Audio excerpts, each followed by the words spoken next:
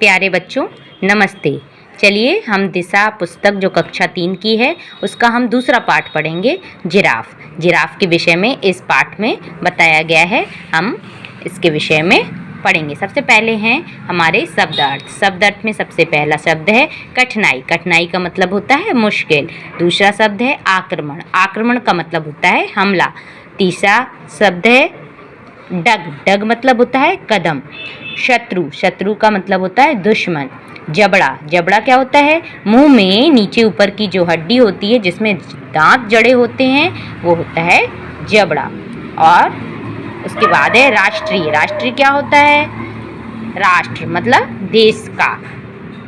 चलिए हम शुरुआत करते हैं इस पाठ को पढ़ने की। बच्चों वैसे तो आप सभी लोग पढ़ लेते हैं, लेकिन फिर भी मैं आपको इस पाठ को पढ़कर बताऊंगी। बच्चों क्या आपने चिड़ियाघर में जिराफ देखा है? नहीं देखा? चलो कोई बात नहीं है, आज हम बताते हैं आपको इस अनोखे जानवर के बारे में। जिराफ संसार का सबसे ऊंचा जानवर है। अफ्रीका के जंगलों में यह खूब देखने को मिलता है। कहाँ के जंगलों में? अफ्रीका के जंगलों में।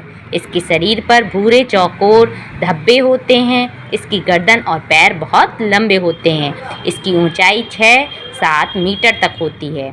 यह अधिकतर ऐसे स्थानों पर रहता है जहां ऊंचे और लंबे पेड़ होते हैं। ऊंचे पेड़ों की पत्तियां तोड़कर खाने में इसे सुविधा होती है। जिराफ एक सीधा साधा जानवर है। यह जंगलों में झुंड बनाकर रहता है। अफ्रीका के जंगलों में जिराफ के झुंड घूमते दिखाई देते हैं। चिड़ियाघर में जिराफों के लिए एक बड़ा बाड़ा बना दिया जाता है। यहाँ ये मुंह ऊंचा करके घूमते रहते हैं। चिड़ियाघर में तो शायद ही कभी किसी ने इसकी आवाज़ सुनी हो।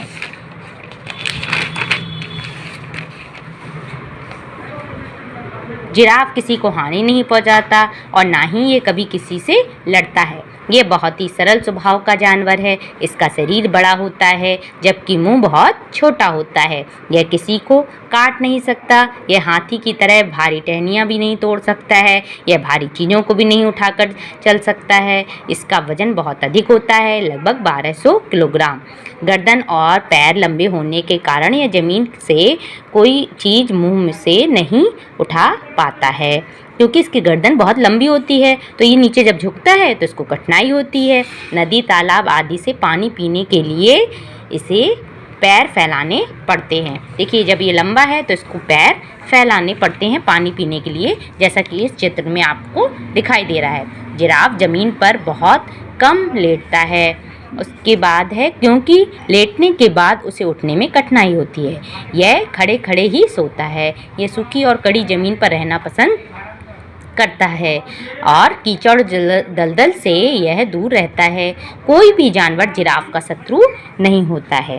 केवल शेर से ही इस पर आक्रमण करता है। मतलब शेर जो होता है वो उस पर आक्रमण कर सकता है, बकाया इसका कोई शत्रु नहीं होता है। जिराफ हमेशा अपने पैरों से ही अपनी रक्षा करता है। शेर भी इसके पैरों की मार से डरता है।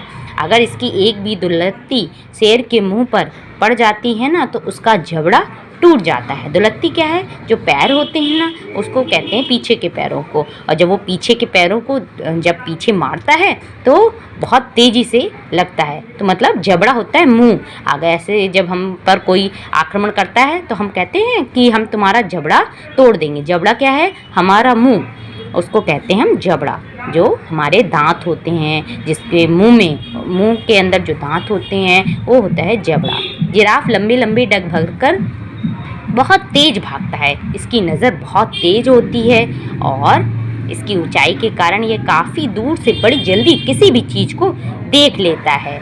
जिराफ तंजानिया देश का राष्ट्रीय पशु है। किस देश का? तंजानिया देश का राष्ट्रीय पशु है। प्यारे बच्चों प्रकृति ने हर व्यक्ति को, हर जानवर को, सबको अपने अपने हिसाब से बनाया है। प्यारे बच्चों अगर आपको मेरा आज का पढ़ाना अच्छा लगा हो तो वीडियो को लाइक करें, सब्सक्राइब करें और शेयर करें। Thank you.